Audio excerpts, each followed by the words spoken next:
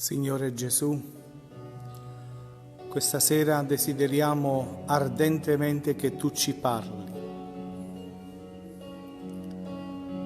Questi sono giorni di silenzio per noi, perché abbiamo parlato o sparlato troppo, ma sono per noi anche giorni di ascolto. Shema Israel, Adonai Eloheinu, Adonai Ehad. Ascolta Israele, il Signore è il nostro Dio, il Signore è uno.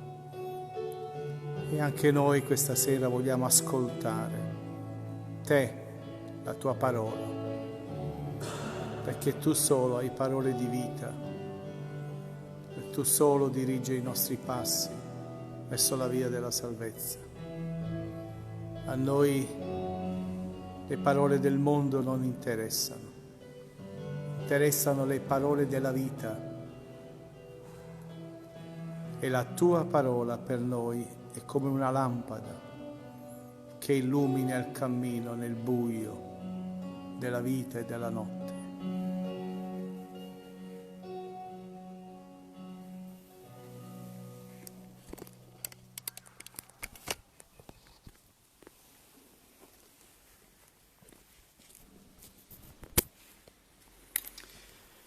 Dal libro della Sapienza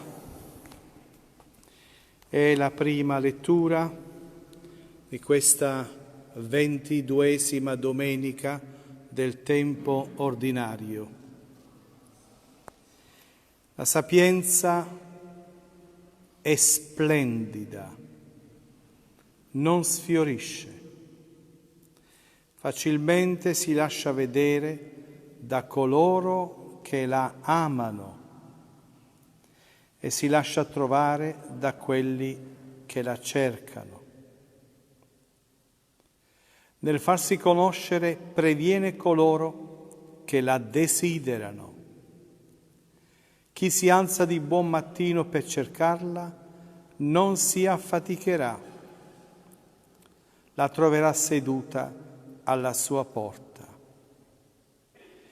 Riflettere su di lei, infatti, è intelligenza perfetta. Chi veglia a causa sua sarà presto senza affanni, poiché lei stessa va in cerca di quelli che sono degni di lei. Appare loro benevola per le strade e in ogni progetto va loro incontro. La parola che viene presentata è la parola sapienza. Sapienza viene da sapere, sapore. È il gusto delle cose di Dio.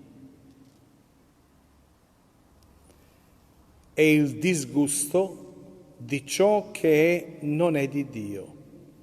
La sapienza non è la saggezza degli anziani, non è l'esperienza della vita, ma la sapienza è uno dei 7 doni dello Spirito Santo.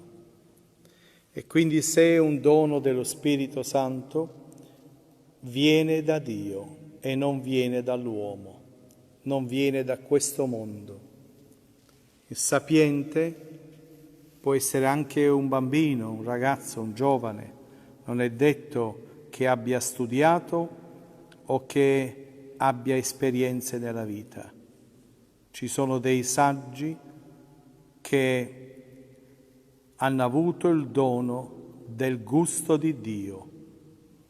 Ci sono delle persone che hanno studiato troppo, ma non sono sapienti, sono stolti, come ci dirà il Vangelo questa sera. Il sapiente è colui che gusta le cose di Dio. Ebbene, la sapienza della quale si parla nel Vangelo assomiglia a una donna, è splendida, non sfiorisce, una donna che si lascia vedere da coloro che la amano. Vogliamo questa sera invocare questo dono della sapienza su tutti noi, anche perché in questo periodo difficile della vita, a causa della pandemia, abbiamo bisogno di gustare di più le cose di Dio. E fortunati voi se stasera avete spento la televisione, avete messo a tacere tante voci e vi siete collegati per gustare un'ora con il Signore. Ecco il sapiente chi è colui che gusta